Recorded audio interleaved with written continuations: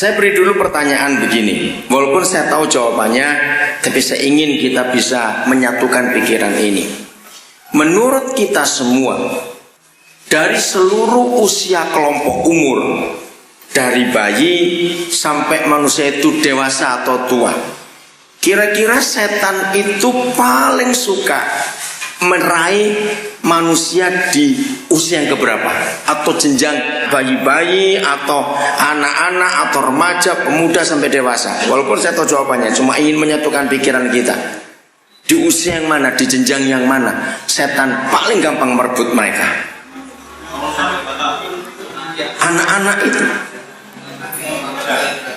remaja, betul. Maka itu gerakan kita yang ada sekarang ini usia 4 sampai 14 tahun. Itu usia yang paling rawan. Nah, Alkitab juga mengatakan itu. Hari ini kita akan menemukan sebuah fakta pemikiran dengan pertanyaan ini. Menurut saudara, antara anak-anak binatang dengan anak-anak manusia, mana yang lebih kuat, mana yang lebih sanggup menghadapi macam-macam tantangan dan bencana dalam hidup dua kehidupan ini, antara anak manusia dan anak binatang? Anak binatang 99% lebih. Tuhan menciptakan anak binatang itu begitu lahir langsung bisa minum, makan, lari. Betul tidak? Tapi anak orang kita jaga sampai umur 3 tahun sekalipun, 4 tahun sekalipun. Terlalu itu kalau ada orang tua membiarkan anaknya umur 4 tahun suruh ngaduk susu sendiri. Betul tidak? Bayangkan, sudah 4 tahun, 5 tahun kita besarkan mereka, tetap tidak berdaya. Sekarang kita lihat bukti Alkitab. Mazmur pasal 8. Saudara, mengapa Bapa di surga menyatakan firman ini kepada kita? Mazmur pasal 8 ayat yang ketiga. Ini rahasia yang luar biasa, dan iblis juga tahu rahasia ini. Mazmur pasal 8 kita temukan ayat yang ketiga. Mazmur 8 ayat yang ketiga. Dari mulut siapa? Bayi-bayi dan anak-anak yang menyusu. Apa yang Yahweh Tuhan buat? Telah kau letakkan dasar kekuatan karena lawanmu untuk membungkamkan siapa dan siapa? Musuh dan pendendam. Pertama kali saya belajar ayat ini, saya protes kepada Bapa di surga. Protesnya begini, sadis sekali Bapa. Bayi-bayi dan anak kecil kau ajak berperang. Coba renungkan pertanyaan saya, kira-kira iya atau tidak, saudara? Kalau Yahweh Tuhan meletakkan sebuah fondasi, sebuah kekuatan di mulut bayi-bayi dan di mulut anak-anak yang masih menyusu, yaitu senjata, yaitu kekuatan, sehingga sejak bayi, sejak masih menyusu, mereka itu bisa melawan musuh dan pendendam. Saya tanya lagi kepada saudara, sadis nggak Bapak kita di surga ngajak bayi-bayi perang? Cepat jawab pertanyaan ini. Loh, saya tanya, sadis atau tidak? Sangat sadis. Di negara manapun juga tidak mungkin anak-anak diizinkan perang. Tapi mengapa Yahweh Tuhan menyatakan ini? Saya mau berikan bukti 2 hal. Satu secara fakta di dunia ini, 2 secara alam roh. Saudara lihat, di mana saja kita mendengar berita kecelakaan, berita bencana alam, yang lebih banyak selamat anak kecil, bayi atau orang dewasa? Aneh bukan? Itu yang luar biasa. Maka itu ada kata pendendam. Itu yang buat saya kaget. Ingat kemarin kita belajar, waktu Musa lahir dan Yesus lahir, ada yang dendam gak kepada 2 pribadi ini? Saya tanya, ada yang dendam tidak pada mereka 2? Ada. Lalu ini kebenaran. Si pendendam itu pasti iblis. Nah, catat firman ini. Bukan kita mau menyalahkan pemerintah, tapi ini fakta. Kalau Alkitab 2 kali menuliskan begitu dendamnya iblis kepada bayi-bayi dan anak-anak, dan mereka tidak punya kekuatan langsung untuk membunuh mereka, catat, maka mereka setan pendendam itu memakai pemerintah. Ini yang mengerikan sekali. Walaupun ada BKKBN di negara kita, walaupun ada kementerian wanita di negara kita, tapi sungguh selama praktek-praktek aborsi atau pengguguran kandungan tetap ada, maka pendendam bekerja membunuh anak-anak itu lewat praktek-praktek ini. Jadi kita harus ngeri mendengar kata begitu dendamnya iblis kepada bayi-bayi dan anak-anak, sedapat mungkin mereka akan bunuh anak-anak itu. Lama saya memikirkan ayat ini. Fakta kedua yang saya tunjukkan tadi itu, saya sudah sebutkan, cuma saya ingin ulang. Ternyata bayi binatang jauh lebih kuat daripada bayi manusia. Ternyata bayi binatang jauh lebih cepat pandai untuk survive, untuk selamat di alam ini daripada bayi orang.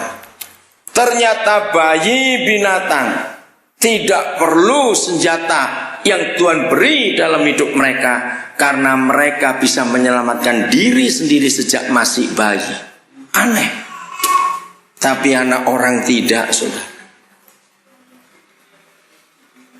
Walaupun secara fakta manusia jelas lebih pintar daripada binatang, karena kita punya logika, punya kepandaian, punya intelektual. Binatang hanya punya kepandaian, nggak punya logika, tidak punya logika yang berkembang maksudnya, dan tidak punya intelektual. Tapi faktanya, kita waktu masih bayi jauh lebih tidak berdaya dibanding anak-anak binatang. Nah, kalau kita sudah mengetahui fakta ini, maka gampang kita mengerti Mazmur 8 ayat 3. Maka itu di mulut mereka Tuhan taruh sebuah kekuatan kuasa. Saya ajak saudara lari ke perjanjian baru, walaupun saya tidak menyebut ayatnya, tapi semua kita masih ingat. Siapa yang kita pernah tahu Tuhan Yesus berkata bahwa kepada mereka aku beri malaikat satu persatu. Kepada siapa itu? Anak-anak. Lalu berikut kembali Tuhan Yesus berkata, merekalah yang mempunyai kerajaan surga. Siapa itu? Anak-anak lagi. Dari Pak Pendeta saya belajar sebuah konsep, nanti saudara lihat dalam 2 Tawarikh pasal 20. Ada satu ayat nanti saudara temukan di situ, ketika Yosafat diserang 3 pasukan mendadak tanpa persiapan. Lalu ada satu ayat, waktu saya mendengar seminarnya Pak Jarod di Senarko tentang anak-anak, saya kagum, saya diberkati betul. Ada satu ayat berkata, maka orang-orang tua mengajak anak-anaknya ke medan perang. Nah, buat Pendeta Jarod itu hal yang aneh. Kenapa anak-anak diizinkan masuk ke medan perang, ikut maju, tidak bawa senjata? Lalu Pak Pendeta Jarod menemukan 2 ayat yang tadi saya sebutkan. Ternyata sejak perjanjian lama Yosafat sudah tahu bahwa kalau mengajak anak-anak itu berperang, masing-masing mereka punya malaikat dan masing-masing mereka punya kerajaan surga. Berarti saya ingin titipkan ini kepada panitia nanti September ada doa anak ya. September di Papua akan ada apa istilahnya? Konser doa anak. Konser doa anak. Akan dilibatkan 1000 sekian ratus anak-anak Papua untuk berdoa. Nah, bacakan ayat ini. Maka itu jangan anggap enteng anak kecil. Kalau setan saja dendam kepada mereka, kalau setan saja punya visi yang jelas untuk merebut mereka, betapa bodoh dan celakanya kita gereja kalau kita menganggap remeh anak-anak itu. Setuju saya bicara ini?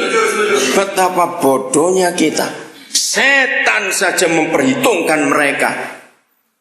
Maaf saya berkata, tapi bersyukur dengan adanya gerakan ini 4-14 tahun gereja disadarkan. Karena selama ini kita melihat kolektor, maaf, Anak-anak kecil paling cuma ribut-ribut saja, toh tidak dapat kolektor. Maaf saya berkata begitu, karena itu kebanyakan yang ada di pikiran para hamba Tuhan atau para gembala.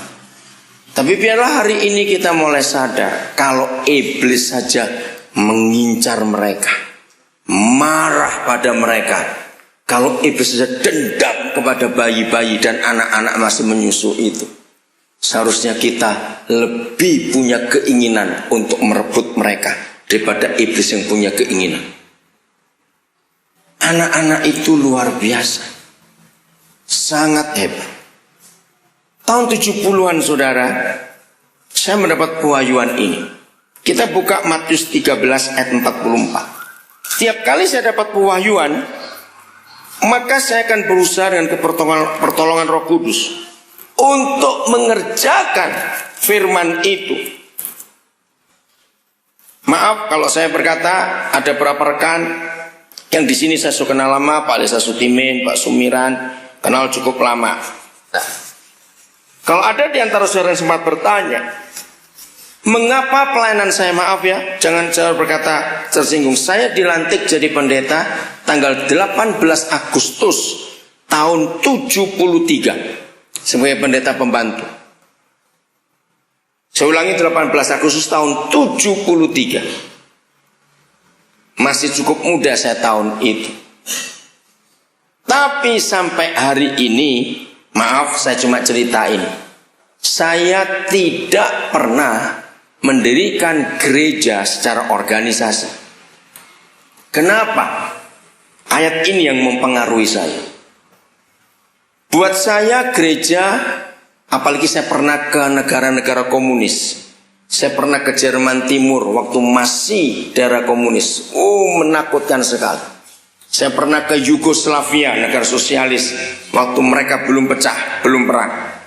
Saya ke negara Jerman Timur tahun 81 sampai 83. Saya ke Yugoslavia tahun 84. Saya ke RRC tahun 82. Jadi saya betul-betul tahu bagaimana hidup orang Kristen di negara-negara yang ditekan itu. Mengerikan sekali. Nah, waktu saya ada di RRC, saudara, tahun 82, itu konsep gereja berubah total di otak saya dan hidup saya. Sebab negara itu, abad tahun 82, masih sangat miskin dan masih sangat susah untuk hidup. Tidak ada satupun pendeta yang saya pernah ketemu, sebab semua pendeta masih ditangkap. Yang saya kagum pada para istri hamba-hamba Tuhan dan anak-anak hamba Tuhan, mereka tidak pernah bisa tahu suami dan bapaknya itu ditahan di mana oleh pemerintah komunis. Mungkin juga sudah mati, mereka tidak tahu. Saya tidak ketemu satupun pendeta, saya tidak ketemu satupun gereja, saya tidak ketemu Alkitab yang begitu banyak dimiliki orang, saya tidak pernah ketemu ibadah-ibadah yang seperti kita bayangkan. Tidak, satu alat musik pun tidak. Saya cuma ketemu orang. Saya sombong waktu mau berangkat dari Indonesia. Wah, saya akan khotbah di negara Cina nanti, saya akan mengajar, saya akan begini. Saudara, ternyata terbalik. Satu kali pun saya tidak pernah bisa khotbah di antara mereka. Saya belajar dari hidup mereka. Berapa kali saya mengikuti ibadah yang di rumah. Itu menyenangkan. Kalau di rumah itu bisa lebih dari 200 orang. Sampai hari ini, saya sudah 40 tahun jadi hamba Tuhan, belum pernah ketemu gereja yang seperti itu. Ratusan orang. Tanpa musik. Kalau mereka sedang memuji Tuhan, itu ekspresi wajah mereka menunjukkan apa kata-kata lagu itu. Saya belum pernah bertemu ada gereja waktu memuji Tuhan, kalau itu lagu gembira, lagu sukacita, bertepuk tangannya sesemangat gereja di RRC waktu itu. Tapi dengar, mereka menyanyi memuji Tuhan dengan ekspresi wajah yang begitu, dengan tepuk tangan, tapi tanpa suara. Tidak boleh ketemu tangan ini, tidak boleh. Saudara bayangkan, saya mau khotbah apa? Saya cuma bisa menangis melihat mereka. Begitu semangat. Nggak boleh ada suara. Polisi komunis jalan terus. Kalau 20 menit atau 30 menit polisi itu lewat, kembali ke tempat yang sama, dan masih ada orang bergerombol lebih dari 4 atau 5 orang, langsung mereka ditangkap, diinterogasi. Karena tuduhan mereka, kamu memakar pada negara. Rapat apa tadi di situ? Jadi kalau mereka ibadah tidak pernah lebih dari 30 menit. Yang mengherankan lagi, saudara, maka itu konsep gereja rusak di otak saya, gara-gara saya pernah tinggal dengan mereka. Mereka kalau mau ke gereja tidak tahu jam berapa dan di mana. Aneh bukan? Penerjemah saya orang Bandung. Saya ketemu lewat seorang tukang becak di Provinsi Hokkien. Ajaib pimpinan Tuhan. Saya nggak pernah ketemu siapa-siapa. Sampai di Hong Kong, 2 lembaga misi yang saya hubungi menolak. 1, alasannya betul, saya nggak bisa bahasa Mandarin. 2, uang saya tidak cukup untuk hidup di sana. Nomor 3, ketatnya pemerintah komunis. Karena kalau ada orang asing masuk, langsung dicurigai. Seperti, maaf, Papua. Begitu ada orang kulit putih masuk, langsung polisi cepat gerak. Ada apa di sini? Mengerti maksud saya itu? Kan seperti itu. Nah, seperti itu. Kalau ada orang asing, nah, maaf saya cerita, puji Tuhan, waktu saya masuk ke sana, saya nggak ngerti kalau visanya itu ada 2 macam. Ada visa untuk turis, ada visa untuk orang pulang kampung ke keluarga. Karena model saya sudah model Cina, jadi waktu saya diuruskan visa, saya dapat visa kunjungan keluarga. Jadi saya nggak dianggap orang asing. Itu sekali-kalinya saya hidup tanpa batik, saudara. Harus pakai pakaian mereka. Saya tuh pakai batik sejak tahun 80-an yang lalu. Tidur pun saya pakai batik. Jadi saya nggak punya dasi, nggak punya jas. Maka itu kalau ada gereja-gereja mengundang saya yang aturan pakai dasi, maaf saya nggak bisa datang ke gereja saudara. Saya bukan orang Eropa, saya orang Indonesia. Ini batik Papua yang saya pakai sekarang ini. Jadi kalau ada gereja yang mengundang saya pakai dasi aturannya, jangan undang saya percuma. Pernah satu kali suatu gereja saya datang, pendetanya bilang nggak bisa. Ya nggak lucu, batik pakai dasi. Saya nggak khotbah, saya duduk aja di situ. Karena saya lupa beritahu di gereja itu. Oke, saya kembali. Jadi saya pakai pakaian warna biru dan warna abu-abu. Saya pinjam dari jemaat. Nah, ini pertama kali saya diberitahu oleh pemimpinnya, bukan pendeta. Nanti sore kita akan kebaktian. Wah, saya senang. Justru saya datang ke sini untuk bertemu kalian. Terus saya tanya, di mana, jam berapa? Oh, belum tahu. Wah, saya bingung bagaimana belum tahu di mana, bagaimana belum tahu jam berapa. Soal itu pengalaman yang saya nggak akan lupa sampai hari ini. Sudah jam 5 lewat.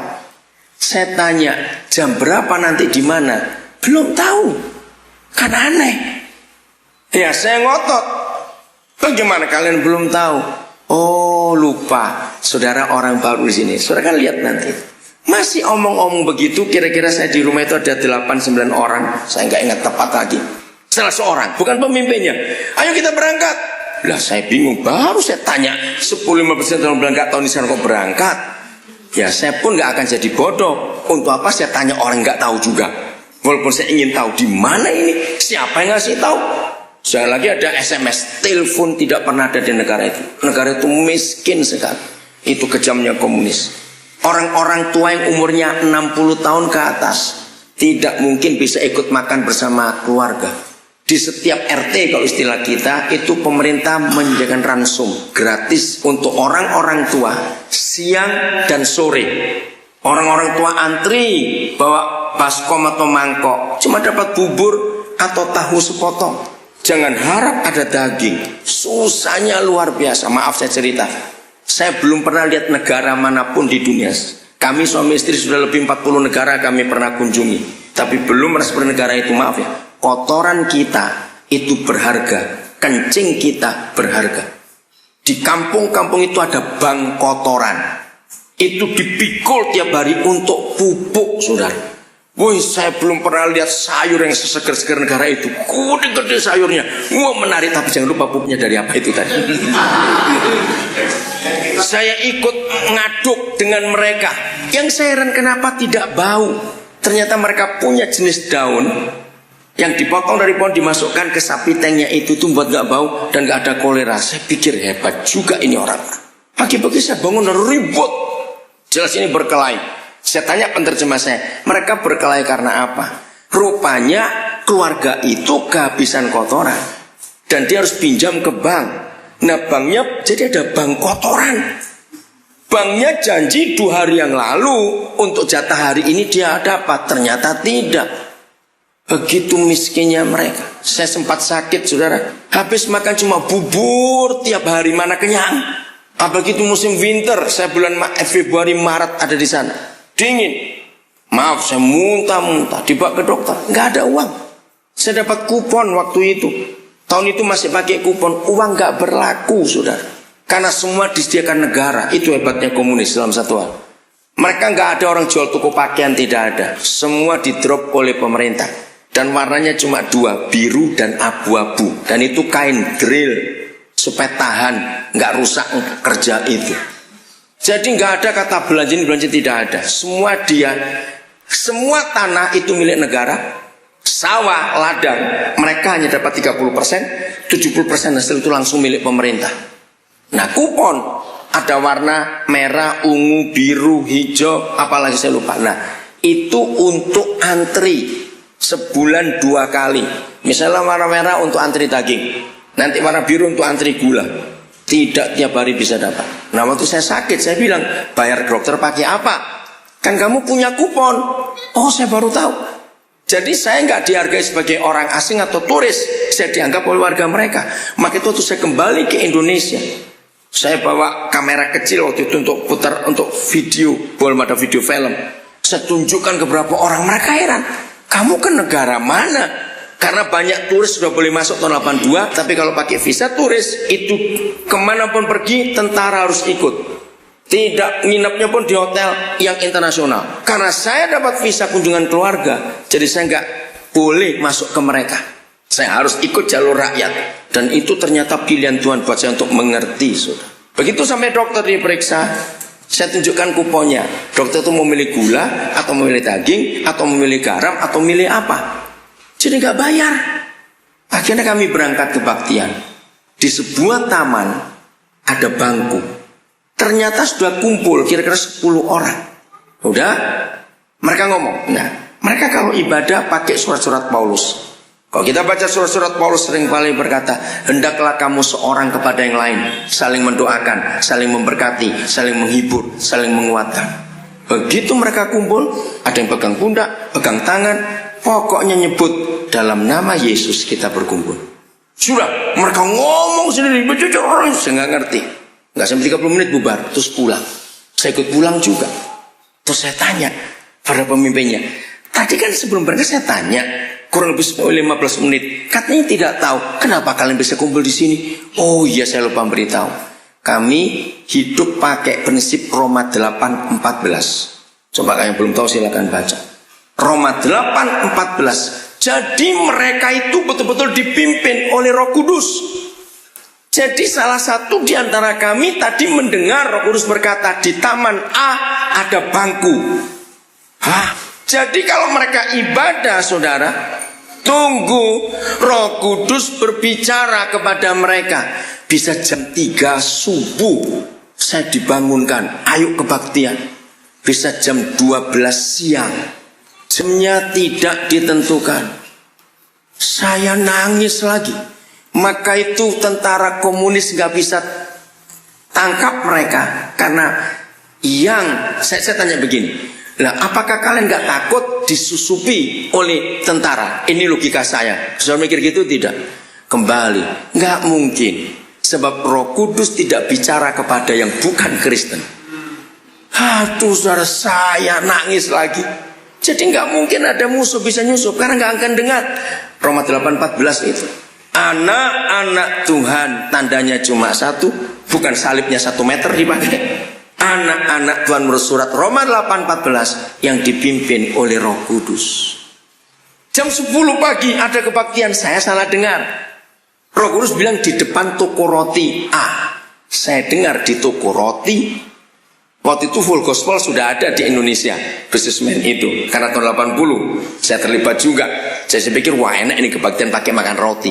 Ternyata saya salah dengar di depan toko roti. Kumpul.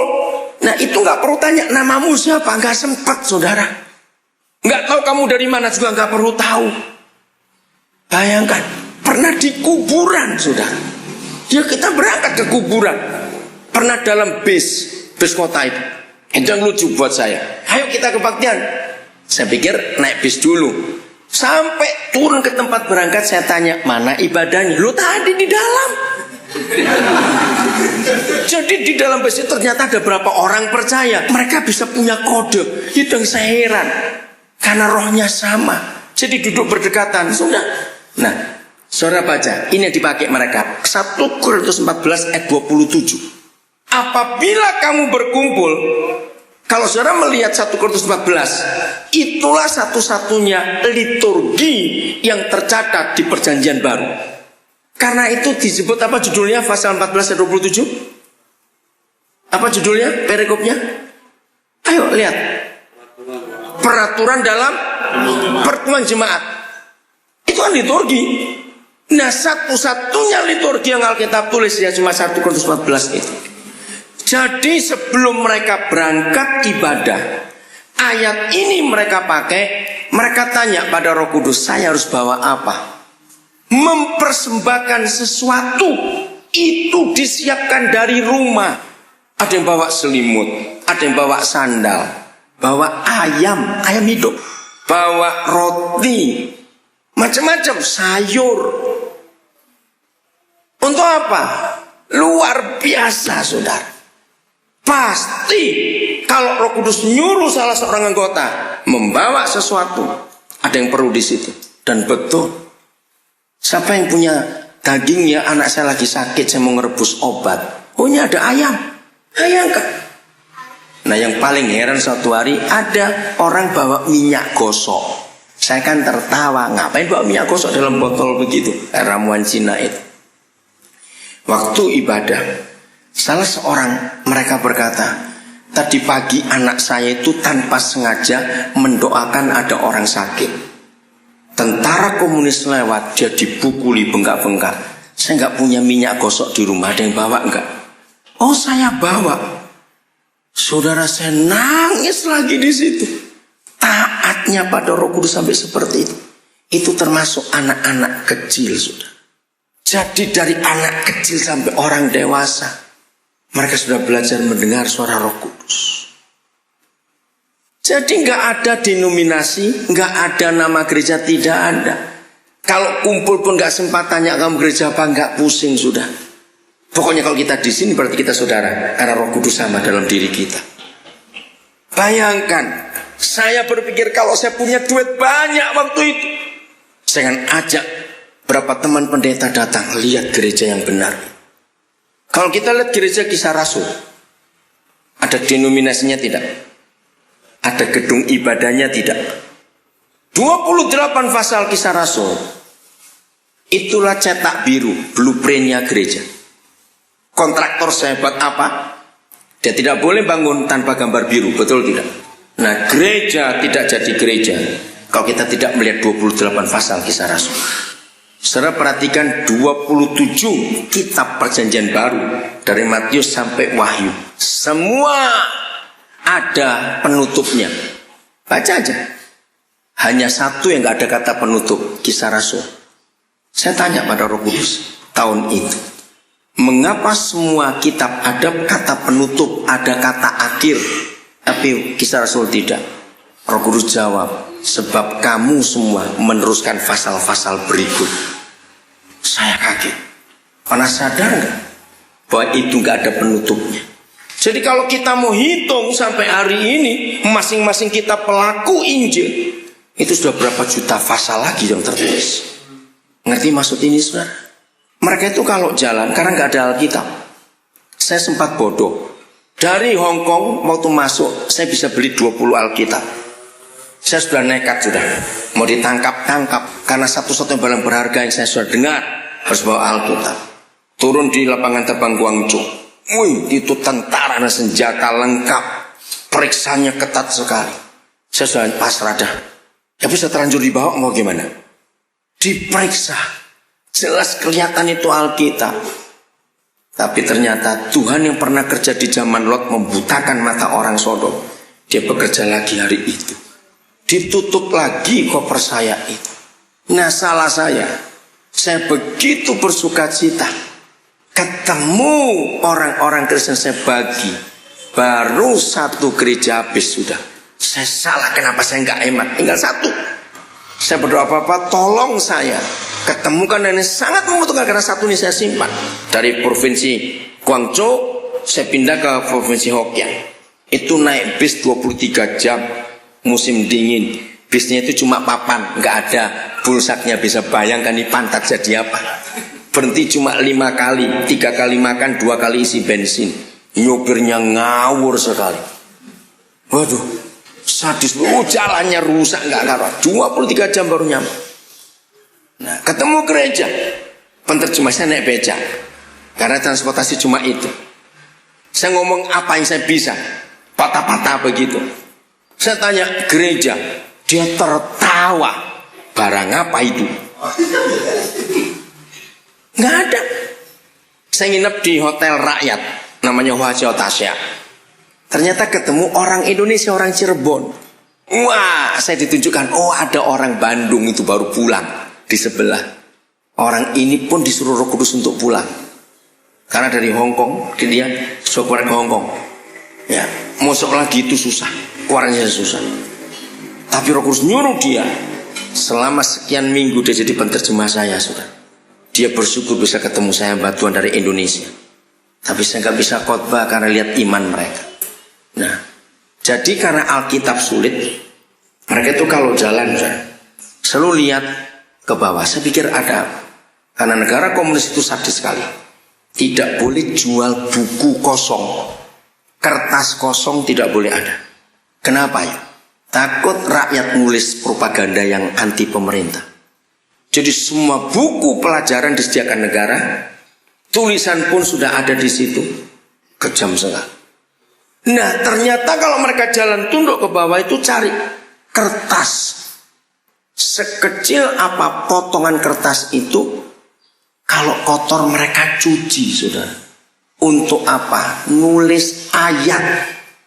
Mereka kalau kebaktian yang paling penting itu tanya, kamu punya ayat apa? Aku punya ayat ini. Karena Alkitab dilarang, jadi semua dihafal. Dan kalau mereka ingat ketemu kertas, mereka tulis ayat yang mereka hafal. Nanti mereka akan saling tukar. Jadi berharga kertas-kertas bekas itu. Satu kali di kebaktian ada orang tua, saya ingat betul, kan ujung baju ada jahitan bukan? Nah ada apa itu, jahit lipatan.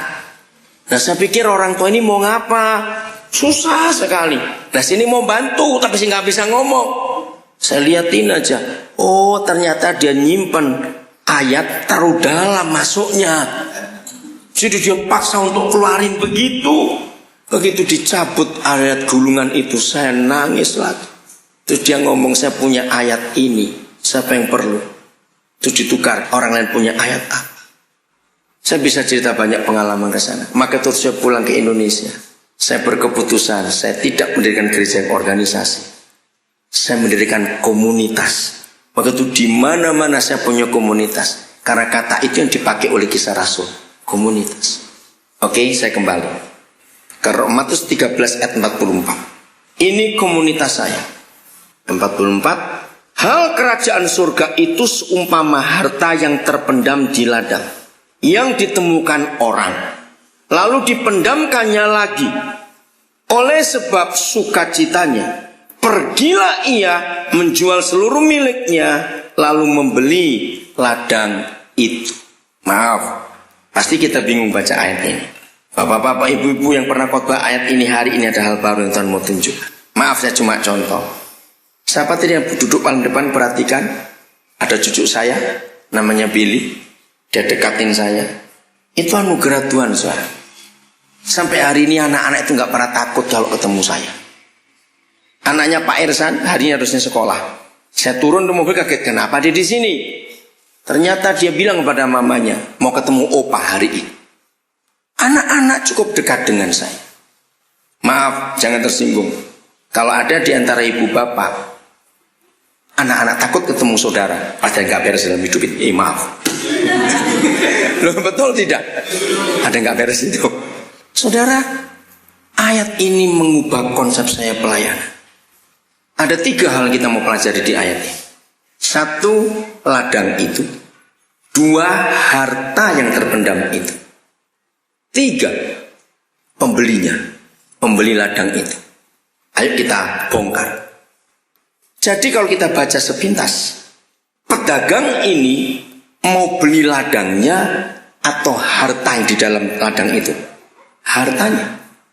Orang kalau beli sebidang tanah, itu pasti ada 2 pertanyaan klasik. Harus 1, ukurannya, betul tidak? 2, suratnya. Baru yang lain-lain kita tanya. Tapi pedagang ini tidak tanya luasnya, nggak tanya suratnya. Dia nggak pusing dengan ladangnya, sebab dia sibuk ngurus harta yang terpendam. Oke, kita kejar. Tubuh kita dibuat dari apa? Nah, jangan bilang dibuat dari betatas, awas. Kalau tubuh kita dibuat dari tanah, ternyata inilah ladang itu. Berarti ladangnya itu siapa? Manusia. Apa harta yang terpendam itu? Di situ kita melihat fakta yang luar biasa.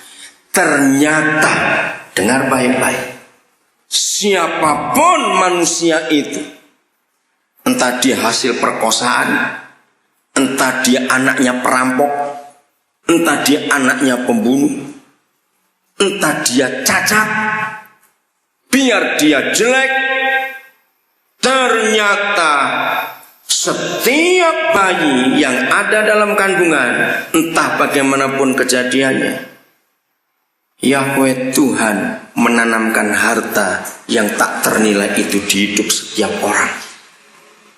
Begitu pedagang itu menemukan ladang yang ada hartanya itu, coba saudara perhatikan. Kalau ditanya berapa harganya, nggak ada angka. Ya nggak ada angka. Berapa? Coba lihat, baca lagi. Berapa harganya? Lihat ayat 44. Angkanya tidak ada, tapi ada kata harganya berapa sebidang ladang itu. Nah, seluruh yang dia punya. Saya hidup sampai hari ini menggunakan ayat ini 100%, saudara. Jadi kemanapun saya pergi, saya menemukan ladang-ladang itu. Dan saya mau membongkar harta yang di dalam ladang itu untuk jadi kemuliaan buat Tuhan. Maaf, sejahat apa orang itu, serusak apa orang itu. Begitu kalau kemarin sudah dengar kesaksian saya di penjara, keliling kemana-mana saya ambil orang-orang yang Tuhan suruh ambil. Sejahat apa orang itu, di dalamnya ada harta yang terpendam. Saya harus beli seluruh yang saya punya. Maaf, mungkin saya satu-satunya pendeta di Indonesia ini yang hobinya nyekolahkan anak orang. Saya pertama nyekolahkan anak orang itu tahun 81, sudah. Itu pertama kali. Dia lulus jadi sarjana tahun 85. Nah, sejak tahun 81 sampai hari ini, saya nggak berani ngitung jumlah tepatnya, juga di samping sudah lupa. Saya takut seperti Daud sempat ngitung tentara dan Tuhan marah. Saya tidak pernah mau menghitung orang yang Tuhan pernah jamah hidupnya lewat saya.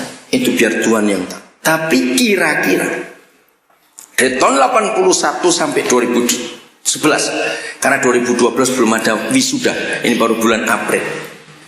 Kira-kira saya sudah meluluskan 300 sekian puluh S1. Saya sudah meluluskan 41 master. Saya sudah meluluskan 4 S3. Saya sudah meluluskan 11 dokter umum. Saya sudah meluluskan 2 spesialis, 11 anak dan ahli kanker, onkologi. Saya sudah meluluskan 1 pilot, anak daya. Dan sampai hari ini saya tetap menyekolahkan orang. Kalau sudah bulan Mei, Juni, ya itu bulan yang paling berat buat saya. Karena puluhan anak saya harus daftarkan masuk kuliah. Berapa juta lagi itu. Saya kalau nyekolahkan anak itu nggak cuma biaya kuliah saja, biaya hidup, biaya kos, biaya obat, sakit kalau sakit. Kalau saudara pernah dengar di Jayapura, Yan Ukago, anak Mei. Ada yang pernah kenal nama itu? Nah, Pak, maaf, saya meluluskan dia jadi master di ITB. Saya yang bayar. Yan Ukago adalah anak Papua pertama yang bergelar master sipil lulusan ITB. Saya bangga. Saya kehilangan jejak seorang anak Dani namanya Lina Yikwa. Kalau ada yang pernah dengar, di mana dia sekarang? Dia adalah anak Dani perempuan pertama yang master lulusan Surabaya. Saya lupa perguruan tinggi apa. Terakhir saya dengar kabar dia di Biak. Ada lagi namanya Yanja Takimai, orang Mei juga. Dia master lulusan Brawijaya, pembiakan ikan air tawar. Sekarang jadi orang penting di Kabupaten Nabire. Master. Siapa dengar? Nah ini Alusius Giai, orang Mei lagi. Dokter. Tanya dia, saya yang bayar dia kuliah sampai jadi dokter. Baru masih kata B. Salam buat dia, sudah lama saya nggak ketemu dia juga. Waktu mereka ini kuliah, mereka heran karena mereka itu Katolik. Saya GBI. Saya nggak melihat suku, nggak melihat agama, nggak melihat apa. Pokoknya dia orang dalam hidupnya ada kekayaan yang luar biasa. Nah ini saya lupa. Oh ya, Nikodemus Kogoya. Pernah dengar nama itu? Dia pernah jadi kepala dinas kesehatan Kabupaten Tolikara kalau tidak salah. Wah, waktu dia kuliah di UNER, saudara, saya 3 kali ketemu dekan. Itu Bapak Dr. Paul Tahalele. Adik kandung Pak Puji Tahalele, Dr. Dimulya. Kenapa? Karena dia sekolah kedokteran 11 tahun baru lulus. Jangan tertawa. Dia anak Dani dari pegunungan. 3 kali mau di DO, saya berjuang, tolong beri kemurahan. Saya ceritakan maaf latar belakang anak ini, cuma makan ubi dari kecil.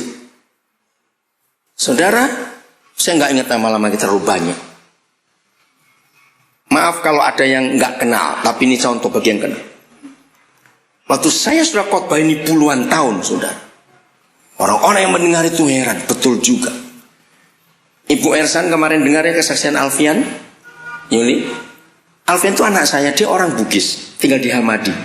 Namanya Alfian Taslim.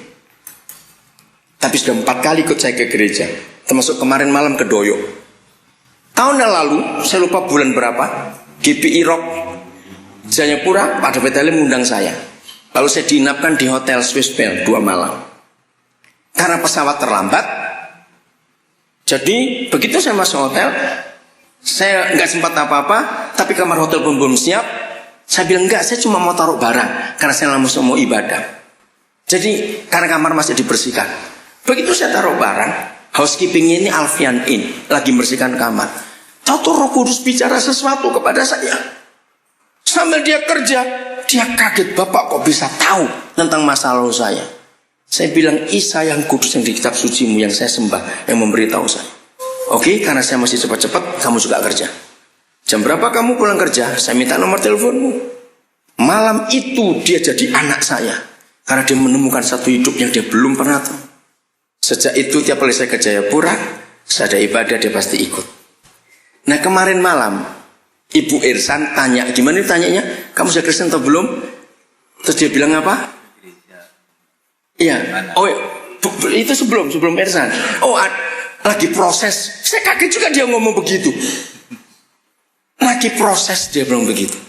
Tadi pagi dia sudah balik. Semalam dia nemani saya untuk nginap. Saudara, satu kali saya ketemu orang Hindu.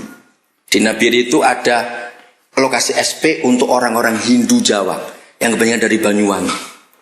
Waktu saya ke SP, saya lupa SP berapa itu, ketemu anak muda ini, hati saya tergerak. Namanya Duki, dia orang GPDI sekarang. Ngomong ternyata dia Hindu. Ya udah, Saya sekolahkan dia lulusan Jayapura, dia S1 analis kesehatan. Sekarang dia jadi orang penting di Kabupaten Baru Intan Jaya, pemekaran Kabupaten Paniai.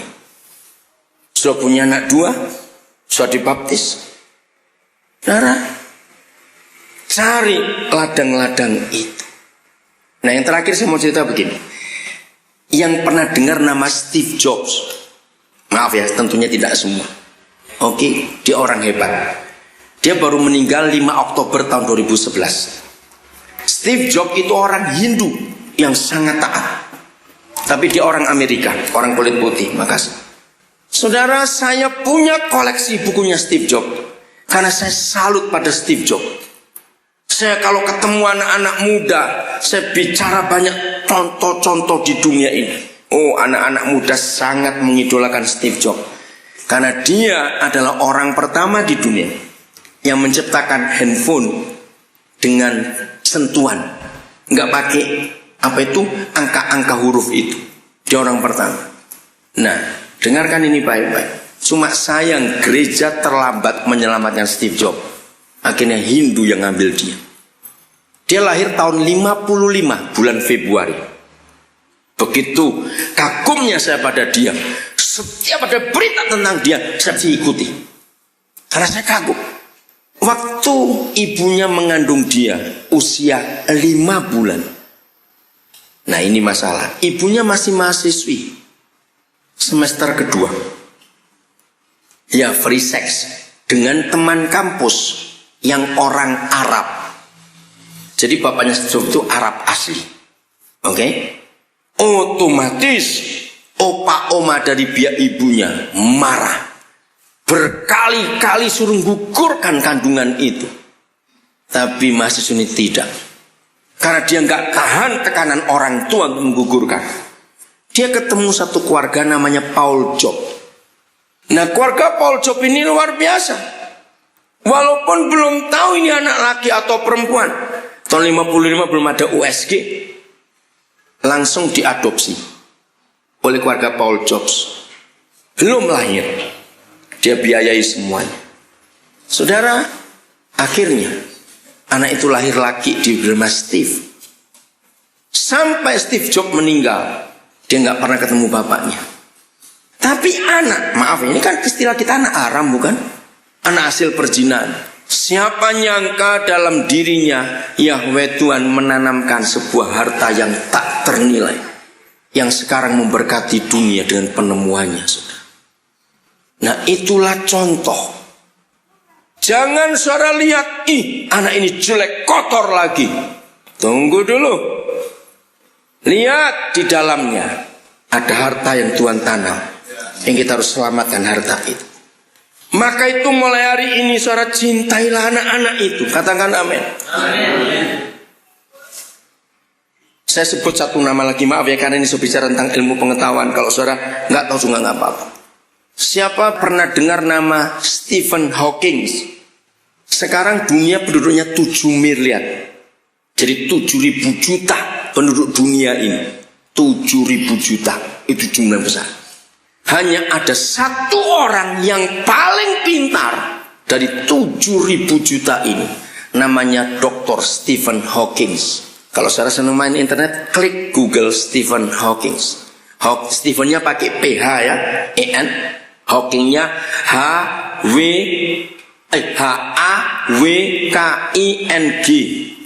Ada S kalau tidak salah. Makasih. Stephen Hawking. Maaf saudara, orangnya cacat sejak lahir.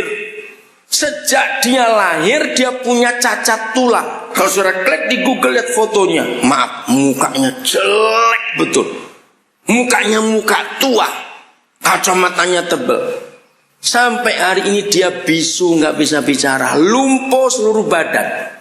Yang bisa bergerak cuma telunjuk jari kanan. Tapi dia orang hebat. Teori-teorinya. Nah, kan heran bukan? Bagaimana dia bisa pintar? Jadi dia tuh kemana-mana naik kursi roda yang didesain khusus, ada komputer. Jadi kalau dia ngajar, dia keliling dunia. Hanya Indonesia dia belum pernah datang. Dia itu cuma pakai jari telunjuk ini, keluar semua. Saya kagum dengan dia. Dia bukan Kristen, tapi dalam hidupnya ada harta yang Tuhan tanamkan, sehingga dunia diberkati oleh ide-idenya, oleh teori-teorinya. Maka itu, jangan pernah remehkan yang namanya anak. Secacat apa, sejelek apa, sekurang ajar apa, katakan amin. Lihatlah di dalamnya ada harta yang luar biasa. Jadi kalau saya membeli sebidang ladang itu, saya nggak pernah tanya sukunya, agamanya. Buat saya cuma satu konsep, asal dia orang atau manusia, saya akan beli. Nah, sampai suatu hari saya membaca sebuah buku ilustrasi bagus tentang seluruh miliknya. Ada seorang bapak, hobinya itu mengoleksi batu-batu langka. Orang kaya memang. Jadi dia itu keliling dunia cuma cari batu. Satu hari sampai di India, dia masuk ke toko batu. Dia terkejut. Ada sebuah batu yang dia belum pernah lihat, tapi dia tahu ini mahal. Dan betul penjualnya. Terus dia tanya berapa harganya. Angkanya tidak ada. Tapi kalau Anda ingin beli ini, berarti seluruh milik Anda itu harganya. Orang kaya ini tersinggung. Lalu dia cerita siapa dirinya. Oh, saya nggak perlu tahu itu. Pokoknya harga batu ini angkanya tidak ada, tapi seluruh milikmu. Saya mau bayar. Kan ngotot bukan? Iya, angkanya tidak ada. Mau bayar berapa? Pokoknya semua. Maksudmu semua itu bagaimana? Uangmu ada berapa? Ditunjukkan. Nah, itu dia. Nggak bisa kalau uang saya kasih. Istri saya makan apa? Oh, kamu punya istri. Jual istrimu, harganya masuk situ juga. Wah, nggak bisa. Anak saya 3. Oh, kamu punya anak. Anakmu pun jual, hartanya masuk ke sini. Nggak bisa. Mereka mau menikah, sudah punya calon. Oh, calon mantumu jual juga. Itu miliknya. Tapi kami tinggal di mana nanti itu? Rumah ada rumah jual juga. Secara akhirnya tahu, bisa kebeli nggak? Tidak bisa. Sebab nggak ada orang pernah menyerahkan seluruh miliknya kecuali Tuhan Yesus. Ketika dia menemukan ladang-ladang jelek dan kurang ajar ini, boleh saya ngomong itu? Apa yang pertama kali dia lihat kita? Cuma kotor, betul? Najis dan dosa. Tapi toh dia jual seluruh miliknya. Maaf, itu pewahyuan yang saya terima, saudara. Maka itu kalau saya ketemu sebidang ladang, saya akan habis-habisan untuk ladang itu. Kalau Tuhan izinkan, Juli nanti seorang doktor lagi yang kelima lulus dari IPB Bogor. Dia anak yatim piatu, tunggal. Saya ketemu dia waktu dia masih SMA tahun 96. Tanpa sengaja. Terus saya minta antar, tolong antar om ke rumahmu. Wah, alasannya macam-macam. Saya tahu, nggak apa-apa. Om mau ketemu orang tuamu. Nggak ada om, cuma mama. Oke, om mau ketemu mama. Kaget, tahun 96 di sebuah kota besar, ibu kota provinsi, salah satu provinsi di Indonesia. Masih ada janda tinggal di rumah bambu lantai tanah. Itu saya masuk rumahnya, aduh. Terus saya bilang, ibu, kenalkan saya pendeta Daniel. Saya ketemu anak ibu. Saya akan kuliahkan dia. Ibu itu menangis. Dia lulus S1. Saya tanya, apa cita-citamu? Pak, dari dulu saya ingin jadi ahli kelautan. Oh, bagus. Akhirnya saya suruh daftar di perguruan tinggi. Dapatnya di Samuel Ratulangi Manado. Waktu semester keempat akhir, dia harus penjurusan. Dia datang kepada saya, Papa tolong pilihkan. Saya harus memilih jurusan.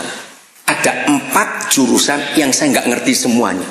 Saya ngomong guyon, nah kalau kamu tanya ayat firman, Papa ngerti. Ini barang apa? Saya polos saja begitu, saya tidak tahu. Tapi saya doa Roh Kudus tunjukkan. Nomor 3 itu ada kata toksikologi. Hati saya sejahtera, walaupun saya nggak tahu ini apa. Saya tahu toksik itu racun, tapi untuk apa ini sekolah racun? Nah, saya nggak tahu juga. Tapi dalam hati saya simpan dulu. Gini aja dah. Kamu yang milih, nanti kita cocokkan. Roh Kudus sudah bilang apa-apa, sesuatu kepada Papa. Baik, Pak, saya mau ambil nomor 3. Wah, langsung saya peluk anak itu. Berarti sama, Roh Kudus ngomong itu. Terus dia ngeledek. Tapi kan papa nggak tahu. Kamu jangan menghina ya. Saya bilang begitu. Dia ngeledek saya. Tapi kan papa nggak tahu kenapa milih itu.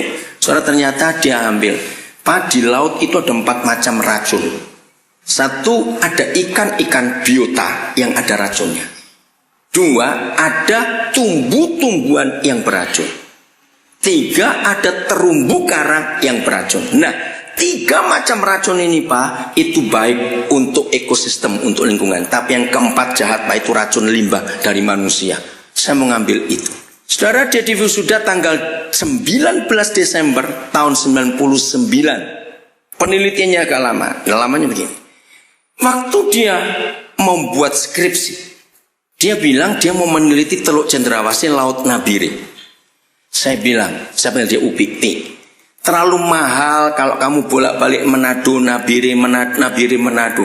Sampai sekarang pun masih mahal tiket itu. Kapal pun enggak, cuma 1, Dorolonda dari Bitung ke Nabire. Jadi saya akan mikir biaya penelitian ini, bawa sampelnya ke sana, aduh apa. Dia ngototnya begini, saya kaget. Kenapa saya milih Teluk Cendrawasih? Ya kenapa saya nggak tahu. Karena papa mama tinggal di Nabire. Dan saya harus tahu Laut Nabire itu baik, sehat atau tidak untuk papa mama. Saya kaget. Oh ya, 3 tahun setelah dia kuliah, mamanya meninggal, saudara. Jadi dia yatim piatu, dia nggak pernah tahu bapaknya siapa. Dia nggak pernah tahu. Nah setelah saya tahu, ternyata dia itu pakai fam mamanya. Sekarang dari dia kami sudah punya 1 cucu. Dia menikah dapat pegawai bank. Luar biasa waktu kami menghadiri pernikahannya. Karena anak-anak itu kalau saya sudah dapat kuliahkan yang berkati harus saya dalam pernikahan. Maka itu setahun saya bisa sampai sekian belas kali berkati pernikahan. Besok saya hari ke Jogja, besok pemberkatan pernikahan lagi di Jogja. Baru 4 bulan ini saya sudah 8 pernikahan saya berkati dari tanggal Januari yang lalu. Karena saya mau taruhkan prinsip keluarga dalam hidup anak-anak itu. Saya kaget, ya sudah kalau itu hati. 19 Desember 2001 dari wisuda. Tanggal 12, seminggu sebelumnya, saya ditelepon salah seorang dosennya. Anak bapak dapat beasiswa ke Perancis untuk master S2. Oh iya? Loh kenapa saya tidak tahu? Kenapa anak itu nggak cerita? Anak bapak belum tahu. Yang tahu baru saya. Lalu saya tanya, mengapa anak ini bisa dapat beasiswa ke Perancis? Saya lulusan Perancis Pak.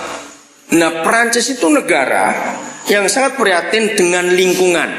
Nah salah satunya ada 9 laut di dunia ini yang harus diselamatkan. Kalau 9 laut ini rusak, dunia pasti kiamat. Ngeri juga. Nah dari 9 itu Pak, Teluk Cendrawasih. Saya dipesan oleh perguruan tinggi saya, kalau murid-muridmu nanti meneliti laut itu, beritahukan kami dan kirimkan skripsinya. Nah tanpa sepengetahuan anak ini, dosen ini kirimkan skripsinya ke Perancis. Dan mereka kaget. Karena anak saya meneliti tentang karbon yang meracuni laut itu. Saudara, tanggal 18 Januari 2002, saya antar anak ini ke Perancis, ke Eropa pertama kali. Waktu dia mau berangkat, saudara, saya diundang ke kampungnya. Saya tanya, untuk apa? Nggak ada siapa-siapa di sana, mamamu sudah meninggal. 3 kepala desa mau buat acara syukuran karena 3 kampung itu bangga ada warganya yang sekolah ke Perancis. Dan saya diundang untuk bicara. Bayangkan, begitu saya datang, saya kaget. 3 desa kumpul kelurahan itu. Ada 3 kepala desa, saya diminta beri sambutan. Saya tantang orang-orang tua, saya tantang lembaga-lembaga sosial masyarakat LSM, saya tantang ada gereja juga ada di situ. Apa yang kita buat? 4 Februari saya harus balik ke Indonesia. Saya sudah dapatkan dia tempat kos, kampusnya saya sudah tahu. Waktu tanggal 3 Februari itu dia peluk saya, Pak, saya sebenarnya takut sendiri di negara ini, nggak bisa bahasa Perancis. Dari Februari tanggal 4 dia harus belajar bahasa Perancis. Dia lulus bahasa Perancis terbaik bulan Agustus. Maka bulan September dia mulai kuliah S2. Dia sudah lulus masternya dari Perancis. Lalu S3-nya dia dapat lagi beasiswa, tapi dia tolak. Kenapa? Karena saya mau teliti. Dia sekarang lagi meneliti lautan Raja Ampat. Kalau saudara ke Raja Ampat dengar nama ahli kelautan, nama ini pasti orang kenal. Sekarang dia jadi belum lulus tapi jadi tenaga ahli di Departemen Kementerian Kelautan. Dia jadi penterjemah orang-orang Perancis kalau datang. Dia fasih berbahasa Perancis. Saya bisa cerita ratusan orang yang hebat-hebat, yang saya pernah temukan dari kecil yang nggak tahu apa-apa, nggak bisa apa. Saya jual seluruh milik saya beli barang itu. Kami menikah tahun ini 20 tahun kami menikah. Kami nggak punya anak kandung, tapi mereka itu anak-anak kami. Jadi Roh Kudus sudah bawa saya untuk melayani anak saya sejak tahun 70-an yang lalu. Orang-orang bertanya, kapan kamu berhenti? Saya tidak tahu, terserah Tuhan. Dan saya lihat makin hari kemampuan mungkin bertambah, saya bersyukur. Kemampuan saya ngurus begitu banyak bertambah. Fasilitas keuangan bertambah juga untuk menyekolahkan anak itu. Maka itu saya berani berkata, bukan perpuluhan sudah. Berikan 100%. Bapak akan kembalikan lebih banyak lagi. Maka itu saya pendeta tidak pernah khotbah perpuluhan sampai hari ini. Karena perpuluhan hanya untuk orang pelit, saudara. Tuhan mau kita 100% beri. Maka kalau pendeta punya khotbah perpuluhan aja, buah sulung, nanti apa lagi, nggak usah dikhotbahkan. Kalau kita mengasihi Yesus, otomatis itu memberi. Tuhan memberkati luar biasa. Nggak usah diingatkan jemaat itu. Maaf ya saudara, saya pernah jadi jemaat. Enak loh jemaat itu kok diingetin duit terus saja. Jawabnya atau tidak yang jadi jemaat itu. Enak saudara, nggak usah ngomong duit. Kalau kita mengajar jemaat untuk mengasihi Yesus, otomatis semua akan diberi. Ajari mengasihi Yesus saja, nggak usah ngomong soal duit. Dan karena hidup saya seperti ini, anak-anak yang kami kuliahkan sudah berhasil, sudah kerja. Mereka sekarang nyekolahkan anak-anak lain lagi. Jadi tugasnya semakin ringan. Siapa ngikuti berita Afriani yang akhir Januari menabrak 9 orang seorang jalan sampai 9 mati itu? Nah saudara, dengan dari 9 korban ada 4 korban di daerah tanah tinggi. Dan itu orang miskin. Nah waktu-waktu itu santer nama itu. Sekarang pun masih sekali disebut. Kalau saudara ngikuti berita-berita tentang Afriani dan 4 korban tanah tinggi, pasti muncul nama pengacara Roni Talapesi. Pasti itu muncul. Dan itu anak kami. Dia kelahiran Manokwari. Dia sudah tempiatu. Ya, papa mamanya itu pegawai pelabuhan, ya, Departemen Perhubungan Manokwari, terus meninggal. Saya sekolahkan dia sejak dia masih SMP. SMA dia sekolah di Manado. Dia lulus karena dia tahu pelayanan saya di Papua. Dia bilang, "Pak, saya mau jadi pengacara." "Untuk apa, Nak?" "Saya akan membela hak orang-orang Papua." Luar biasa. Dia S1-nya di Atmajaya. Saya kuliahkan dia. Karena dia lihat hidup kami, papa mamanya seperti ini. Dia sekarang sudah menyekolahkan 2 orang anak Fakultas Hukum. Hebatnya. Dia sudah lulus master hukum di UGM Gajah Mada. Setahun setengah dia lulus, dia magang di perusahaan pengacara terbesar di Jakarta, Ghani Jemaat.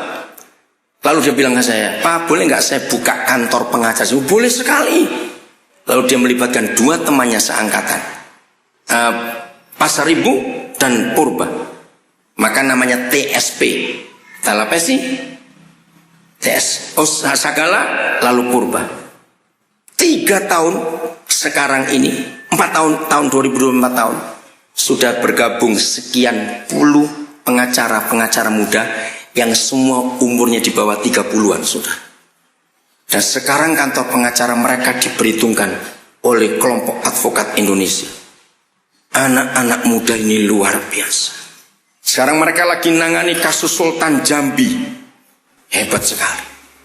Nah, anak ini, Roni Talapes ini mendaftarkan diri ke beberapa media di ibu kota, baik itu media cetak, koran maupun media televisi. Pokoknya kalau ada orang miskin yang tidak bisa bayar pengacara, panggil saya. Bayangkan, masih baru jadi pengacara, sudah berani memberi, saudara. Nggak usah dibayar. Katakan amin. Karena lihat bapaknya nggak pernah ngomong perpuluhan, tapi ngerti hidupnya. Itu mengagumkan sekali. Maka itu gereja Tuhan, uang perpuluhanmu kamu pakai untuk apa? investasikan ke anak-anak dari kecil itu. Bagian terakhir, jam berapa sampai saya lupa, maaf. Saya 1 jam lebih saya ngomong, maaf. Bagian terakhir, Ayub pasal 22. Tahun 72 saya dapat pewahyuan ayat ini. Saya masih sangat remaja, saya nggak ngerti apa arti ayat ini. Tapi sekarang saya ngerti. Maaf ya saudara, jangan berdebat. Saya nggak mau berdebat. Tapi nanti pulang teliti. Ternyata di pasal 22 kitab Ayub, Ayub itu punya daftar kesalahan di hadapan Tuhan. Nah ini banyak gereja nggak tahu. Kaget bukan? Kan di pasal 1 Yahweh memuji Ayub dengan 4 hal. Saleh, takut Tuhan, benar, apalagi saya lupa ya. Tapi ternyata di pasal 22 ada daftar kesalahannya. Nah ini daftar kesalahannya. Dan saya tidak mau bersalah seperti Ayub juga. Ini yang terakhir. Mengapa saya berani invest kekayaan yang Tuhan percayakan kepada kami suami istri kepada hidup orang? Maaf, saya nggak pernah invest ke bangunan, ke mobil, tidak. Maka itu saya sampai hari ini mungkin saya satu-satunya pendeta di Indonesia yang sudah sekelas saya. Saya itu setahun bisa 3, 4, 5 kali keluar negeri diundang, saudara. Tapi sampai hari ini saya tidak pernah punya mobil sendiri. Bukan saya tidak mampu beli mobil, tidak. Kenapa saya nggak mau beli mobil? Saya tetap ingin naik kendaraan umum kemanapun saya diundang. Karena saya ingin interaksi dengan masyarakat. Jadi sampai hari ini saya nggak pernah punya mobil. Investasi saya bukan ke bangunan, bukan ke barang-barang mati, tapi ke orang. Tapi Tuhan memberkati. Walaupun saya nggak pernah beli mobil, ada 2 keluarga kasih saya mobil 2 di Nabire. Tapi bukan atas nama saya nggak mau atas nama saya. Saya nggak pernah bisa naik mobil kok. Yang satu Pak Nanang Suryanto dari Nabire, yang satu Pak Nanang Sutiono dari Surabaya. Kok bisa dua-dua namanya Nanang kasih saya mobil? Sampai hari ini saya tuh memang bodoh soal mobil. Sampai istri saya tuh tertawa. Ini kalau mau naik mobil saya cek dulu. Yang mana yang Innova, mana yang Avanza. Saya nggak pernah tahu. Saya kalah sama anak-anak kecil saya kok soal mobil. Anak-anak dari Joshua tahu mobil apa. Saya harus ngeliatin dekat dulu. Oh ini yang ini. Karena saya masih nggak suka mobil. Lihat pasal 22. Ayat, saya mulai baca ayat yang ke-3. Apakah ada manfaatnya bagi yang maha kuasa? Kalau engkau benar. Atau keuntungannya kalau engkau hidup saleh. Nah ini diungkit lagi bukan? Oleh Elifas tentang apa yang dikatakan di pasal 1. Apakah karena takutmu akan Tuhan maka engkau dihukumnya dan dibawanya ke pengadilan? Bukankah Roh Kudus tolong kami supaya konsep yang lama berubah, kami melihat firman ini. Bukankah apanya Ayub? Nah, kaget bukan? Kejahatannya besar. Apa yang jahat di mata Yahweh? Dan kesalahanmu tidak berkesudahan. Karena dengan sewenang-wenang engkau menerima gadai dari saudara-saudaramu dan merampas pakaian orang-orang yang melarat, orang yang kehausan tidak kau beri minum, tidak kau beri minum air, dan orang yang kelaparan tidak kau beri makan. Tetapi orang yang kuat dialah yang memiliki tanah, dan orang yang disegani dialah mendudukinya. Awas yang punya tanah banyak tapi nggak dipakai untuk orang-orang miskin, bertobat saudara. Janda-janda kau suruh pergi dengan tangan hampa, dan lengan yatim piatu kau remukkan. Itulah sebabnya kau dikelilingi perangkap dan dikejutkan oleh kedahsyatan dengan tiba-tiba. Lama saya merenungi firman ini. Begitu banyak kesalahan Ayub. Simpulkan dengan satu kata, pelit. Betul tidak? Ayub pelit.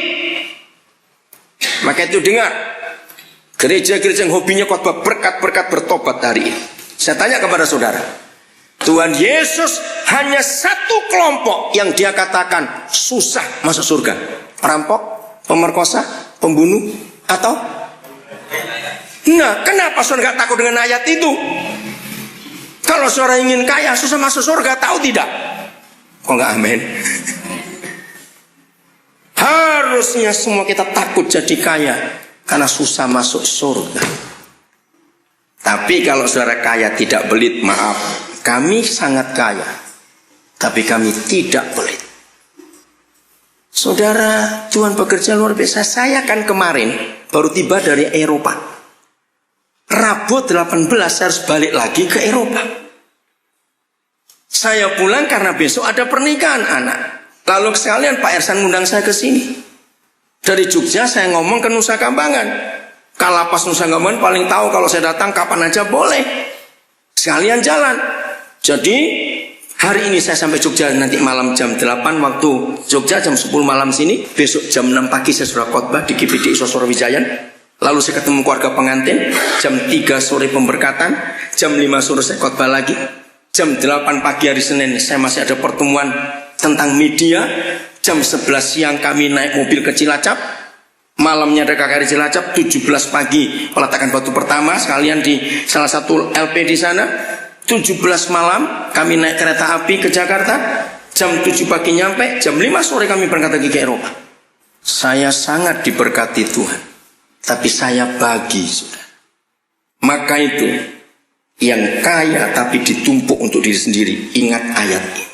Janda engkau tindas, orang melarat kau tindas, tangan anak yatim kau patahkan. Ih, ngeri sekali. Orang haus kamu punya air gak kamu beri minum. Orang lapar kamu punya makanan gak kamu beri makan. Jadi orang kaya, orang Kristen kaya yang pelit, yang susah masuk surga. Yang kekayaannya hanya untuk diri sendiri saja. Pikirkan itu. Terus ayat yang ini, apa yang diminta? Ayat yang ke lompat saja 21 mulai. Berlakulah ramah terhadap dia supaya engkau tentram. Dengan demikian engkau memperoleh keuntungan. Nah, kata ramah ini kita harus cari. Ramah dalam hal apa? Masa Tuhan kita suap dan perbuatan kita? Jelas tidak. Terimalah apa yang diajarkan mulutnya dan taruhlah firman-Nya dalam hatimu. Berarti selama ini Ayub tidak pernah menyimpan firman dalam hatinya. Kalau ya, apabila Ayub engkau bagaimana bertobat kepada Yang Maha Kuasa dan merendahkan diri, apabila engkau menjauhkan kecurangan dari dalam kemahmu, dalam rumahmu. Kalau sekarang apa kecurangan Ayub? Itu tadi pelit. Maka itu tiba-tiba 10 anaknya mati, tiba-tiba kekayaannya habis, tiba-tiba semuanya. Ngeri sekali. Terus ayat 23. Maaf, ayat 24. Apabila engkau membuang apa? Biji emas ke dalam debu, emas ofirmu ke tengah batu-batu sungai. Dan apabila Yang Maha Kuasa menjadi timbunan emasmu dan kekayaan perakmu, maka sungguh-sungguh engkau akan bersenang-senang karena Yang Maha Kuasa dan akan menengadah kepada Tuhan. Oke. Saudara tahu kata lain investasi? Apa bahasa Indonesia investasi? Menanam modal. Kalau tadi kita lihat, buanglah emasmu ke dalam debu. Kalau saya pakai emas itu benih. Apa kata lain orang yang meletakkan benih di tanah? Itu namanya apa? Menanam, investasi. Nah, sejak akhir 70-an, setelah ini diwahyukan lebih jelas kepada saya mulai menginvestasikan apa yang Tuhan beri kepada saya kepada debu. Siapa yang dibuat dari debu? Manusia lagi. Saudara bisa bayangkan, kalau semua gereja membuang emasnya ke hidup anak-anak. Kalau sejak tahun 81 saya menabur itu dan investasi. Dari sekarang sudah berapa tahun? 31 tahun. Betul 31 ya? Iya. Saya sudah menuai banyak sekarang. Karena anak-anak itu jadi orang-orang hebat. Saudara, sebelum terlambat, mulai hari ini, katakan amin. Saudara cari anak-anak yang di pasar, yang di terminal, bawa pulang mereka. Oh enggak amin? Amin. Mulai investasikan emas saudara ke hidup mereka. Apa saja yang mereka perlukan. Saya akan akhiri dengan sebuah kisah. Sayang keluarga itu saya nggak tahu ada di mana, tapi anak saya itu masih ada. Tanggal 4 November 2010, anak kami yang di Makassar telepon, Pak, saya harus buat apa? Saya pikir kenapa? Tenang dulu. Saya ini belum pernah melihat ada orang sesusah bapak ini. Saya lagi isi bensin, Pak. Begitu saya lihat bapak itu, mukanya itu betul sedihnya. Sampai anak saya itu seperti mau nangis. Ya kamu tanya sedihnya kenapa? Sudah, Pak. Begini ceritanya. Sampai anak saya itu minggirkan mobilnya, parkir, terus dia tanya. Kebetulan pompa bensin itu sepi. Bapak, kenapa bapak begitu sedih? Terus dia nangis. Anak kami sekarang sedang sakit parah. Kami gak bisa bawa ke dokter.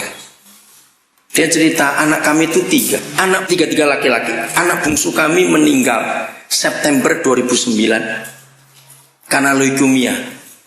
Masih SD. Kami gak punya uang untuk berobat. Jadi kami tunggu, biarkan saja dia mati. Anak kami pertama meninggal karena HIV AIDS, karena narkoba. Itu awal 2011. Jadi anaknya tinggal berapa? 2010. Anaknya tinggal berapa? 1, yaitu dia. Saya bilang, cepat kamu bawa ke dokter. Karena dia panik juga. Dokter mana, Pak? Mana Bapak tahu Bapak orang Nabi, kamu orang Makassar. Bawa, cari. Nah, kalau ada orang Makassar, tolong. Dokternya ada di depan Gor Cendrawasih. Namanya, nah ini saya agak Jaya Konli, kok tidak salah.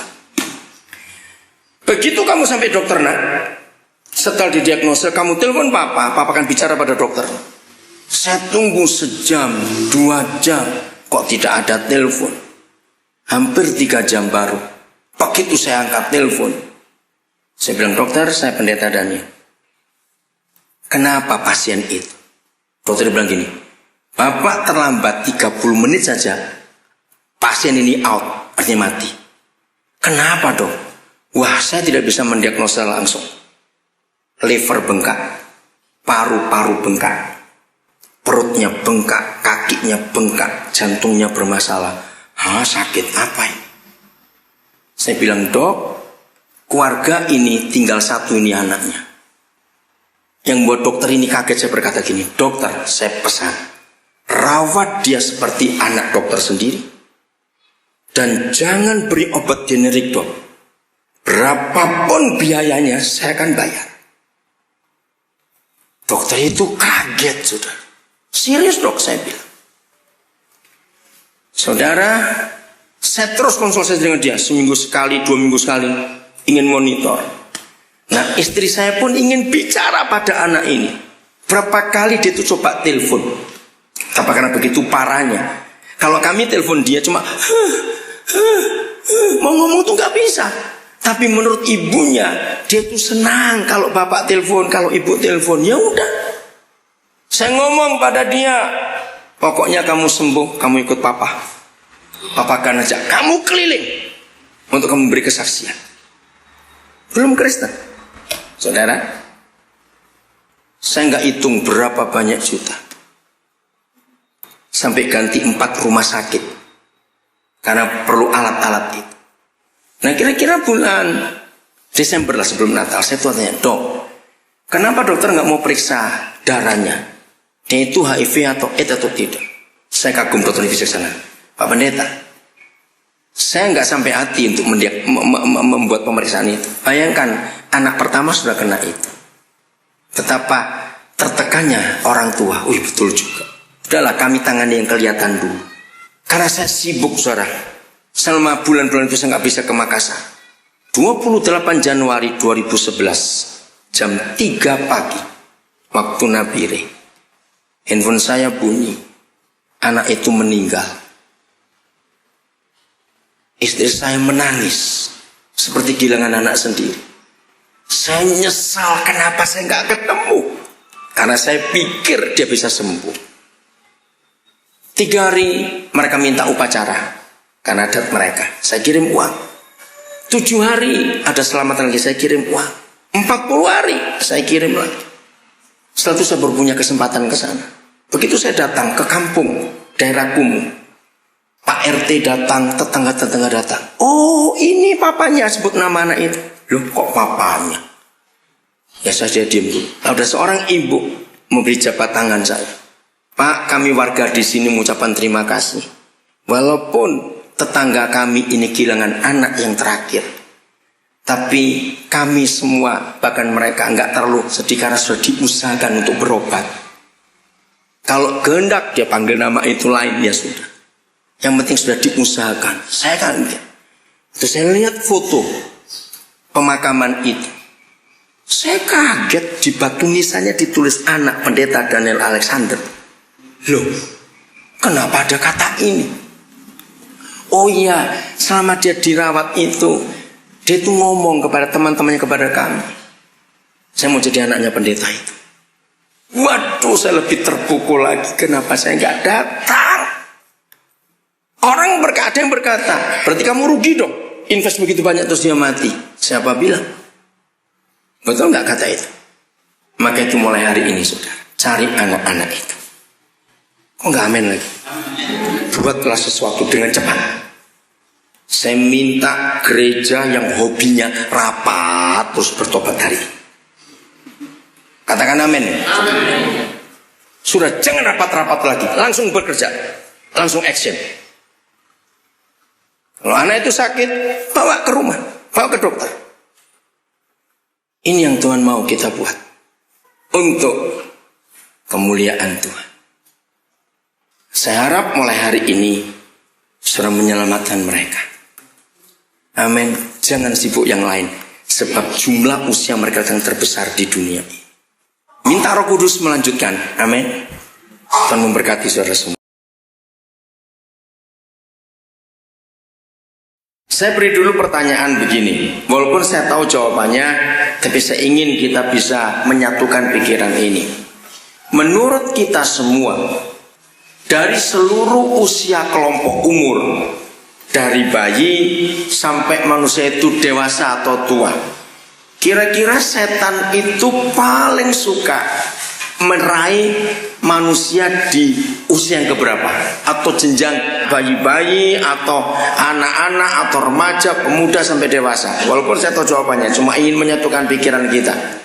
Di usia yang mana, di jenjang yang mana setan paling gampang merebut mereka? Anak-anak itu, remaja. Betul. Maka itu gerakan kita yang ada sekarang ini usia 4 sampai 14 tahun. Itu usia yang paling rawan. Nah, Alkitab juga mengatakan itu. Hari ini kita akan menemukan sebuah fakta pemikiran dengan pertanyaan ini. Menurut saudara, antara anak-anak binatang dengan anak-anak manusia, mana yang lebih kuat, mana yang lebih sanggup menghadapi macam-macam tantangan dan bencana dalam hidup dua kehidupan ini, antara anak manusia dan anak binatang? Anak binatang 99% lebih. Tuhan menciptakan anak binatang itu begitu lahir langsung bisa minum, makan, lari. Betul tidak? Tapi anak orang kita jaga sampai umur 3 tahun sekalipun, 4 tahun sekalipun. Terlalu itu kalau ada orang tua membiarkan anaknya umur 4 tahun suruh ngaduk susu sendiri. Betul tidak? Bayangkan, sudah 4 tahun, 5 tahun kita besarkan mereka, tetap tidak berdaya. Sekarang kita lihat bukti Alkitab. Mazmur pasal 8. Saudara, mengapa Bapa di surga menyatakan firman ini kepada kita? Mazmur pasal 8 ayat yang ketiga. Ini rahasia yang luar biasa, dan iblis juga tahu rahasia ini. Mazmur pasal 8 kita temukan ayat yang ketiga. Mazmur 8 ayat yang ketiga. Dari mulut siapa? Bayi-bayi dan anak-anak yang menyusu. Apa yang Yahweh Tuhan buat? Telah kau letakkan dasar kekuatan karena lawanmu, untuk membungkamkan siapa dan siapa? Musuh dan pendendam. Pertama kali saya belajar ayat ini, saya protes kepada Bapa di surga. Protesnya begini, sadis sekali Bapak. Bayi-bayi dan anak kecil kau ajak berperang. Coba renungkan pertanyaan saya, kira-kira iya atau tidak, saudara? Kalau Yahweh Tuhan meletakkan sebuah fondasi, sebuah kekuatan di mulut bayi-bayi dan di mulut anak-anak yang masih menyusu, yaitu senjata yaitu kekuatan. Sehingga sejak bayi, sejak masih menyusu, mereka itu bisa melawan musuh dan pendendam. Saya tanya lagi kepada saudara, sadis nggak Bapak kita di surga ngajak bayi-bayi perang? Cepat jawab pertanyaan ini. Loh, saya tanya, sadis atau tidak? Sangat sadis. Di negara manapun juga tidak mungkin anak-anak diizinkan perang. Tapi mengapa Yahweh Tuhan menyatakan ini? Saya mau berikan bukti dua hal. Satu secara fakta di dunia ini, dua secara alam roh. Saudara lihat, di mana saja kita mendengar berita kecelakaan, berita bencana alam, yang lebih banyak selamat, anak kecil, bayi atau orang dewasa? Aneh bukan? Itu yang luar biasa. Maka itu ada kata pendendam. Itu yang buat saya kaget. Ingat kemarin kita belajar, waktu Musa lahir dan Yesus lahir, ada yang dendam gak kepada dua pribadi ini? Saya tanya, ada yang dendam tidak pada mereka dua? Ada. Lalu ini kebenaran, si pendendam itu pasti iblis. Nah, catat firman ini. Bukan kita mau menyalahkan pemerintah, tapi ini fakta. Kalau Alkitab dua kali menuliskan, begitu dendamnya iblis kepada bayi-bayi dan anak-anak, dan mereka tidak punya kekuatan langsung untuk membunuh mereka, catat, maka mereka, setan pendendam itu memakai pemerintah. Ini yang mengerikan sekali. Walaupun ada BKKBN di negara kita, walaupun ada kementerian wanita di negara kita, tapi sungguh selama praktek-praktek aborsi atau pengguguran kandungan tetap ada, maka pendendam bekerja membunuh anak-anak itu lewat praktek-praktek ini. Jadi kita harus ngeri mendengar kata, begitu dendamnya iblis kepada bayi-bayi dan anak-anak, sedapat mungkin mereka akan bunuh anak-anak itu. Lama saya memikirkan ayat ini. Fakta kedua yang saya tunjukkan tadi itu, saya sudah sebutkan, cuma saya ingin ulang. Ternyata bayi binatang jauh lebih kuat daripada bayi manusia. Ternyata bayi binatang jauh lebih cepat pandai untuk survive, untuk selamat di alam ini daripada bayi orang. Ternyata bayi binatang tidak perlu senjata yang Tuhan beri dalam hidup mereka, karena mereka bisa menyelamatkan diri sendiri sejak masih bayi. Aneh. Tapi anak orang tidak, saudara. Walaupun secara fakta manusia jelas lebih pintar daripada binatang, karena kita punya logika, punya kepandaian, punya intelektual. Binatang hanya punya kepandaian, nggak punya logika, tidak punya logika yang berkembang maksudnya, dan tidak punya intelektual. Tapi faktanya, kita waktu masih bayi jauh lebih tidak berdaya dibanding anak-anak binatang.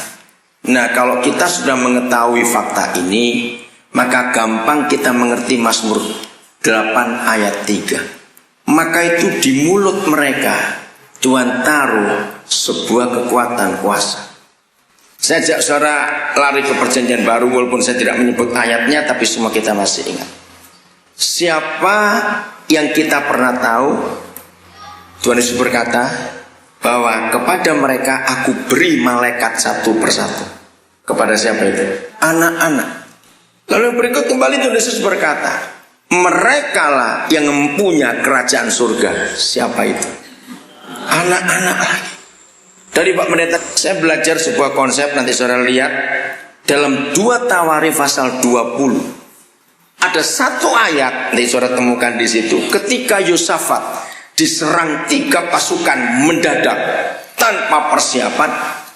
Lalu ada satu ayat, waktu saya mendengar seminarnya Pak Jarod di Senarko tentang anak-anak, saya kagum, saya diberkati betul. Ada satu ayat berkata, maka orang-orang tua mengajak anak-anaknya ke medan perang. Nah, buat Pendeta Jarod itu hal yang aneh. Kenapa anak-anak diizinkan masuk ke medan perang, ikut maju? Tidak bawa senjata. Lalu Pak Pendeta Jarod menemukan 2 ayat yang tadi saya sebutkan. Ternyata sejak perjanjian lama, Yosafat sudah tahu bahwa kalau mengajak anak-anak itu berperang, masing-masing mereka punya malaikat dan masing-masing mereka punya kerajaan surga. Berarti saya ingin titipkan ini kepada panitia nanti September ada doa anak ya. September di Papua akan ada apa istilahnya? Konser doa anak. Akan dilibatkan 1000 sekian ratus anak-anak Papua untuk berdoa. Nah, bacakan ayat ini. Maka itu jangan anggap enteng anak kecil. Kalau setan saja dendam kepada mereka, kalau setan saja punya visi yang jelas untuk merebut mereka, betapa bodoh dan celakanya kita gereja kalau kita menganggap remeh anak-anak itu. Setuju saya bicara ini? Betapa bodohnya kita. Setan saja memperhitungkan mereka. Maaf saya berkata, tapi bersyukur dengan adanya gerakan ini 4-14 tahun gereja disadarkan. Karena selama ini kita melihat kolektor, maaf, anak-anak kecil paling cuma ribut-ribut saja, toh tidak dapat kolektor. Maaf saya berkata begitu, karena itu kebanyakan yang ada di pikiran para hamba Tuhan atau para gembala. Tapi biarlah hari ini kita mulai sadar, kalau iblis saja mengincar mereka, marah pada mereka, kalau iblis saja dendam kepada bayi-bayi dan anak-anak masih menyusu itu, seharusnya kita lebih punya keinginan untuk merebut mereka daripada iblis yang punya keinginan. Anak-anak itu luar biasa, sangat hebat. Tahun 70-an saudara, saya mendapat